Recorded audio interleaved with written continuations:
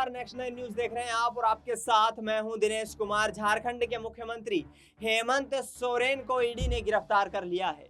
ED ने उन्हें जमीन घोटाले में गिरफ्तार किया है और ऐसे में हेमंत सोरेन को अब जमानत मिलना भी मुश्किल नजर आ रहा है, क्योंकि हेमंत सोरेन वो नेता हैं जिनके आधार पर कहीं ना कहीं झारखंड मुक्ति मोर्चा अपनी राजनीति को आगे बढ़ा रहा था।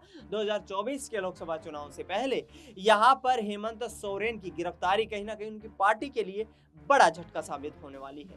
हेमंत सोरेन का केस लड़ रहे दिग्गज वकील और पूर्व कांग्रेस नेता कपिल सिब्बल इस पूरे मामले पर क्या कुछ कहते हैं, सुनिए जरा। अब हमारे चीफ जस्टिस साहब ने ये भी कहा है कि जब कोर्ट का ऑर्डर पास हो जाए तो वो प्रॉपर्टी, वो जो संपत्ति है वो पब्लिक की होती है, उस पर हम टिप्पणी भी कर सकते हैं। तो इसलिए मैं आज टिप्पणी कर रहा हूं। केवल हमें ये जानकारी मिलनी चाहिए कोर्ट के द्वारा कि किस मैटर्स में हमें यहाँ आना चाहिए और किस मैटर्स में हम नहीं आ सकते, क्योंकि हम लोगों को नहीं मालूम रहता कि अगर हम ऐसी याचिका डालेंगे कि सुप्रीम कोर्ट इस पे चर्चा करेगी, एडमिट करेगी, नहीं करेगी। हमें तो इतिहास का मालूम है, हमें ये भी मालूम है कि आर्टिकल 32 हमारा एक फंडामेंटल राइट है, फंडामेंटल राइट के चैप्टर में है।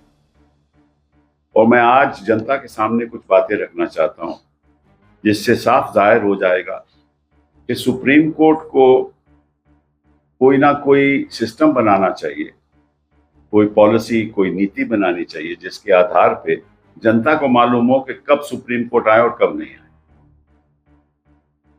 मैं आपको कुछ उदाहरण देता हूं। अर्नब गोस्वामी के मामले में तुरंत 32 पिटीशन हुई और सुप्रीम कोर्ट ने उसको एडमिट किया और राहत भी दी। बिल्किस याकूब के मामले में भी ऐसा हुआ, विनोद दुआ के मामले में भी ऐसा हुआ। मधुले में, मैं पुरानी बात कर रहा हूं, वर्सेस स्टेट ऑफ महाराष्ट्र, वो कॉन्स्टिट्यूशन बेंच ने सुना। Kerala union of journalists article 32 में आए, उनकी सुनवाई हुई। अमीश देवगन की सुनवाई हुई। Meena versus state of UP, justice Kaul और जस्टिस धूलिया ने सुनवाई की।